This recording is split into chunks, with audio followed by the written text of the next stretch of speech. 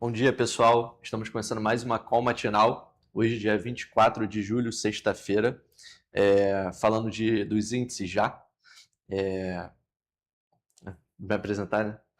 Eu sou o Pedro. Estou aqui com o Phil Soares também. Tudo bem, Pedro? Bom dia, pessoal.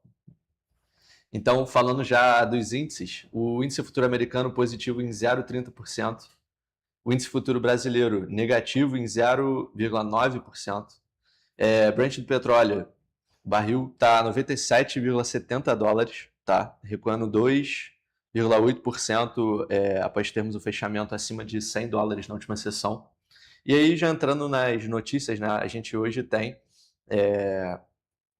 o início das tarifas do Trump, né? Passam a vigorar hoje. E eu gostaria, Phil, que você comentasse sobre essa notícia, as alegações dessas tarifas impostas do Trump a uma série de países, no Brasil especificamente, a tarifa é de 12,5%. E as alegações são de uma fiscalização frouxa em relação a proibições de trabalho forçado, leis trabalhistas. O que você tem a comentar sobre isso, Phil? Pois é, né, Pedro? Tivemos aí a divulgação desses 12,5% em cima dos 25% que já vinham sendo colocados, né? Então, mais uma rodada aí de negociação. O Trump coloca isso aí em 60 países, né? Então, não é uma questão exclusiva aqui com o Brasil. E a gente tem algumas empresas que seriam bastante afetadas, né? Lembrando que o Trump colocou como exceção um número imenso de indústrias aqui no Brasil, como, por exemplo, aviação, carne bovina, como, por exemplo, celulose. Então, assim, a gente vai ser menos afetado, mas ainda vai ser afetado, né? Então, algumas empresas relevantes aqui da Bolsa que chamam a atenção primeiro, evidentemente, Embraer, né? Mas Embraer, a gente já teve essa discussão no passado. A aeronaves estão isentas, né, dessa iniciativa, então a Embraer se safa. E a VEG também, a VEG, que soltou o resultado agora no início no meio dessa semana, a VEG ela seria bastante afetada, né? A VEG tem quase 40% das suas vendas aí para os Estados Unidos, mas a diretoria da VEG foi bem pertinente aí ao salientar durante o call desse trimestre que uma boa parte, né, a maior parte das exportações que a VEG faz para os Estados Unidos é decorrente da planta da VEG no México, né? Então, essa planta que não seria, né, o México aí não está nesse escopo dos 60 países, então o México não seria afetado por essa sobretaxa. Então, a VEG aí teria uma grande parte da sua venda dos Estados Unidos inalterada, né? Então, essa é uma notícia boa para a VEG, mas ainda vamos ter diversos outros setores aí na Bolsa, na economia brasileira, né, sendo atingidos, né? Não temos muitas empresas na Bolsa que vão ser atingidas em cheio por essa medida, né? Algumas aí relevantes seriam a Tupi, né? Tupi é relevante, né? Então, a maior parte aí do setor industrial, porque é bem primário, o Trump ele já deixou claro que não tem intenção de taxar, até porque é o tipo de coisa que geraria pressão inflacionária, né? E ele está bem de olho aí nessas eleições midterms. Inflação é um negócio que é muito ruim para negócio de eleição, então ele tá de olho nisso aí e atento bastante. E já falando também sobre o Trump, né? Ele fez uma ameaça recente de retomada da guerra em larga escala após uma rejeição de uma proposta de cessar-fogo do Irã.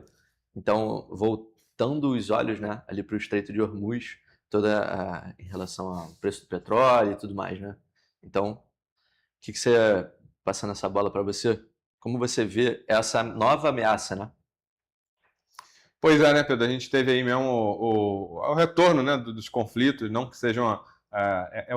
O tom de governo do Trump é sempre esse, né, de se comunicar através de mídias sociais, através de veículos de notícia. Então, assim, todo dia vai ser uma manchete diferente, não acreditamos que essa específica vai fazer preço.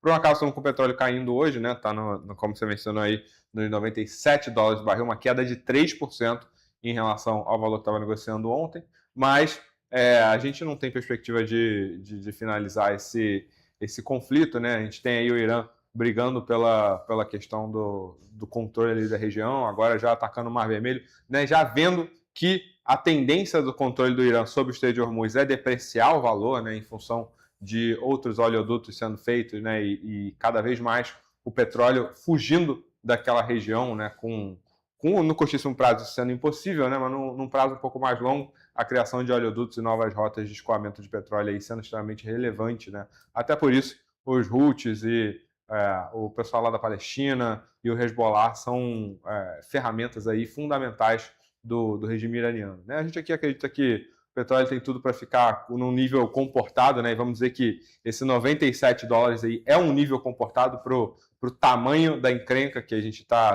vendo o mundo se degringolar, né? Uhum. A gente acredita que deve continuar em função de atividade econômica baixa, né? É uma demanda chinesa bem moderada, né? E os estoques de petróleo aí, por enquanto, ainda segurando, né? Vamos ver se estender por muito mais tempo, a gente vai ter outro questionamento. Perfeito. Lembrando aos nossos espectadores que a gente tem uma recomendação de short, né, em Petrobras, a médio e longo prazo, justamente por essa inflacionada em virtude da guerra. E aí, puxando aqui para Eneva que recebeu um valor de 340 milhões da Vale como fruto de um acordo firmado entre as empresas. Que a gente já teve uma recomendação, né, há um tempo atrás de Eneva. Como você vê esse novo aporte, né? Pois é, né? A gente teve esse acordo, né? Um acordo que é relevante, né? Enfim, estão falando aí de 340 milhões, a Eneva é uma empresa de 30 bi, não deve fazer preço, né? No pregão de hoje, né? E para Vale muito menos, né? Vale é 10 vezes o tamanho da Eneva. Uhum. Então não devemos ter um impacto disso aí relevante, não, né? A gente tem recomendação de compra para a Eneva, assim, do ponto de vista de mais longo prazo, no curtíssimo prazo, a gente não acredita que tenha muito trigger de alta aí, né? Uma empresa muito bem precificada, Uhum. Mas uma empresa que realmente opera num dos nossos setores favoritos, né? O gás natural é um setor que está na adolescência aí no Brasil e tem muito potencial mesmo de expansão e de melhora no economics. Tá. Uma outra notícia aqui sobre o Move Brasil, né, um programa do governo federal, que o Banco do Brasil informou que já concedeu 650 milhões de reais em crédito, né? Então, você acha que esse valor também é relevante, vai mexer, né, nas ações do Banco do Brasil, pelo menos a curto prazo? Então, Pedro, a gente vai ter a carteira do Banco do Brasil, é uma carteira de mais de R$ 1 trilhão, né? Então a gente está falando de um ano de 650 milhões, né? Milhões de reais. Então acaba que não é questão que isso aí deva fazer preço no Banco do Brasil, não. A gente está com a perspectiva mais pessimista para o Banco do Brasil, em especial curtíssimo prazo, né? Uma inadimplência aí do agro subindo bastante, em especial nesse último trimestre, né? Que deve afetar diretamente o resultado do Banco do Brasil. Não posso dizer que o Banco do Brasil está num preço caro, né? Porque estamos falando aí de 0,65 do valor patrimonial, preço em linha com a média histórica, mas acreditamos que tem sim potencial para cair no curtíssimo prazo. Lembrando, pessoal, o resultado do Banco do Brasil é divulgado dia 12 de agosto, né? Então, qualquer operação que venha a ser feita aí para o próximo vencimento acaba sendo afetada por essa perspectiva, né? E seria uma boa medida para se beneficiar dessa perspectiva de queda, né, no curtíssimo prazo para o Banco do Brasil. Perfeito, Phil. E a gente teve também o resultado da Intel divulgado, né? Você tinha separado essa notícia? Se quiser já... Exatamente, Pedro. A gente está com Intel divulgou resultado, a gente está com temporada de divulgação de resultados de balanço lá nos Estados Unidos, né? Ontem trouxemos Google aqui para conversar, então hoje Intel divulga resultado que é cheio de não recorrente, né? A gente teve aí um prejuízo muito grande prejuízo de 11 bilhões de dólares, né? Em função de itens não recorrentes, tá? Tirando os itens não recorrentes, o resultado não foi tão ruim assim, né? Mas a gente teve uma receita líquida de 16 bi de dólar, quer dizer, 25% de alta na comparação anual. Intel, que não é uma empresa lá do estado da arte, né? Mas é uma empresa que vem, o governo vem até, inclusive o governo vem tentando se associar, né? Mas realmente perdeu competitividade em relação a outras empresas fabricantes de chip. Mas esses não recorrentes são associados. Temos aí um não recorrente de 4 bi de dólar de impairment em relação a uma subsidiária chamada Mobileye, e temos 12 bilhões de dólares de não recorrente associado ao programa do governo chamado Secure Enclave, né, que a gente teve uma estrutura de derivativos, né, que acabou tendo que ser remarcada aí num valor muito inferior. Então, lembrando, pessoal, de derivativo muito volátil, né, tem que usar com cuidado mesmo, senão acontece essas coisas. Mas o que a Intel alega é de que o lucro normalizado da Intel seria 2,2 bi de prejuízo, né? Ainda um prejuízo, mas muito mais muito menos agressivo do que os 11 bi que foram publicados aí a título de gap, né, de lucro contábil, né? Maravilha! Eu estou acompanhando os comentários na nossa transmissão ao vivo no YouTube, tá? O Flávio José, ele fez uma pergunta. Quais estruturas mais saíram no institucional de acordo com o mapeamento de vocês?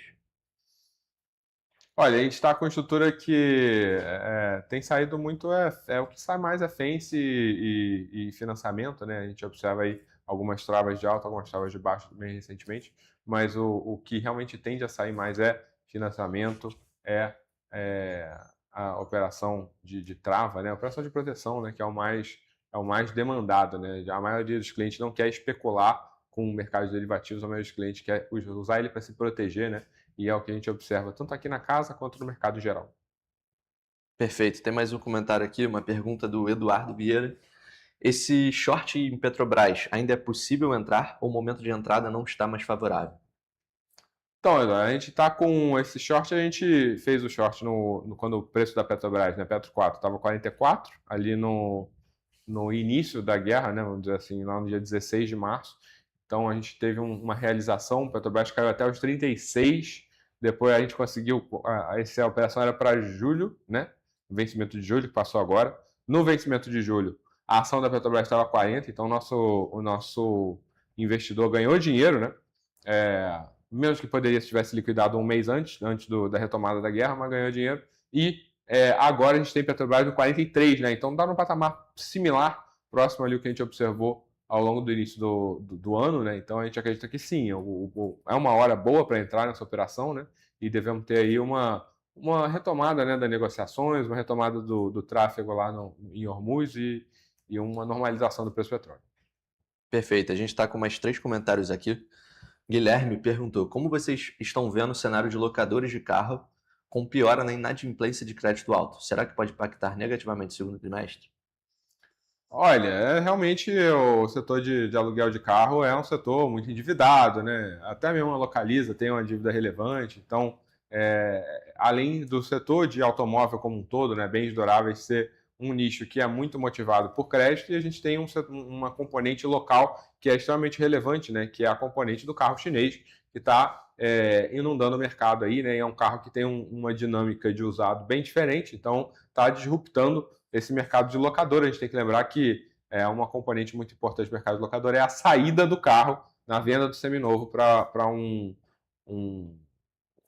terceiro, né? Para desovar o carro um ano depois. Então, a gente tem preferido ficar de fora, realmente, do setor de locadora, né? Tanto Movida, que é uma empresa muito small cap, que não tem liquidez para a gente, quanto Localiza, que sempre foi uma empresa que operou a múltiplo muito alto, é uma outra empresa que a gente acredita que não justifica o múltiplo alto, né? Então, gente, quando você vai comprar um negócio com múltiplo de 20, 25, 30 vezes, tem que ser mesmo uma empresa maravilhosa, sabe? Tem que ser o Google, tem que ser o Facebook. Não vale a pena comprar coisa em múltiplo desse tamanho quando a gente está falando de uma empresa que é uma empresa normal, competitiva de mercado, né? Então a gente localiza nesse contexto e prefere realmente ficar de fora, né? Não faria um short também, porque o mercado tem essa noção de ser uma empresa defensiva, tal e tal, bem tocada, e realmente né? É bem tocada, não diria que é defensivo, mas a gente prefere ficar de fora sem nenhuma operação de compra nem de venda. Perfeito. As 2 últimas perguntas que a gente tem aqui, do Manuel. Qual a expectativa para o resultado do segundo trimestre de 26 de Viva T3? Você pode repetir o nome da empresa? É Vivara ou Vivo? Tá, VIV T3. Então, isso é Vivo. Vivo. Então, a gente vai ter resultado de Vivo divulgado aí. Semana que vem vamos ter Vivo, TIM, vamos ter Santander, já vai começar a engrenar a divulgação, né?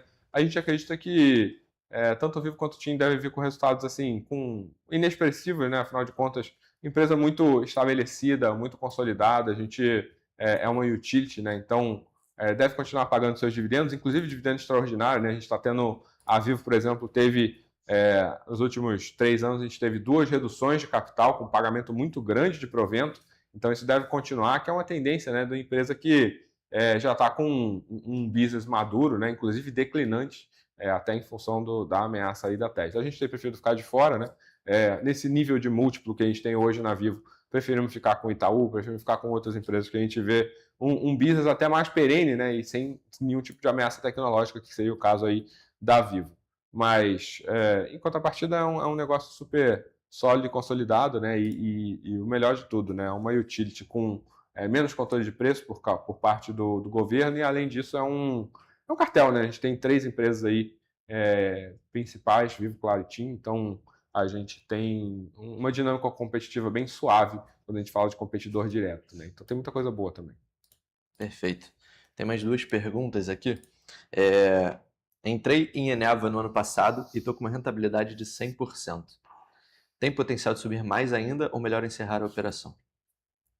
Quem que fez essa pergunta? Davi. Davi, obrigado. A gente não tem preferido, a gente não tem como recomendação Eneva num curtíssimo prazo ou tendo em vista uma apreciação, né, desse tamanho. A gente estava com Eneva, quando a gente começou essa recomendação aí em março do ano passado, a Eneva estava negociando a 14 vezes o lucro. Então, assim, um múltiplo muito vantajoso, tendo em vista o posicionamento estratégico da companhia. Hoje, essa não é mais a realidade, então a gente não vê todo esse potencial de alta, né? É uma posição para você ganhar ali 150%, 200% do CDI ao longo do ano, né? Então, não devemos ver isso aí acroar uma apreciação em linha com o que a gente observou nos últimos 12 meses, não. Tá?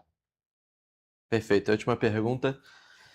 Esse daqui é um nickname com letras. Qual o cenário de vocês para câmbio e juros no final do ano?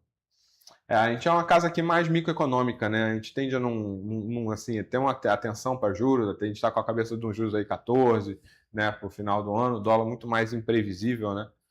Mas acreditamos que não tem muita razão para sair desse eixo que a gente está hoje, né? Com certeza consolidando um Lula aí, a gente vai ter eleição no meio do caminho, que vai trazer mais volatilidade, né? Mas é componente macroeconômica com uma incerteza um pouco maior aí acerca do que vai ser, né? Perfeito, pessoal. Não tem mais comentários aqui no YouTube. Produção, tem mais algum comentário que você está identificando aí? Não? Então é isso, pessoal. Estamos finalizando mais uma call matinal. Vamos para cima, tá? E é isso. Fique com Deus. Um forte abraço e até segunda. Abraço, pessoal. Até a próxima.